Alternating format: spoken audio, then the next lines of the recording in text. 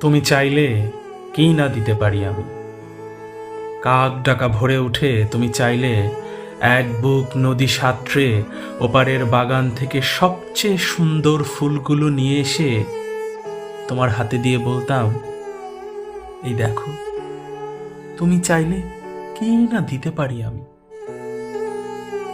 যদি বলতে, ওই উঁচু করমচা গাছে কিংবা আকাশ ছোঁয়া কাঁচা মিঠে আম কিংবা জামরুল কিংবা আমলকি থোকা পেরে দেবে, অমনি আমার চরকি নাচানো পায়ের আঙুলে কসরতের খেলায় তর তর করে এডাল ওডাল সেডাল ছাড়িয়ে প্রায় আকাশটার কাছে উঠে গিয়ে বলতাম, এই দেখো,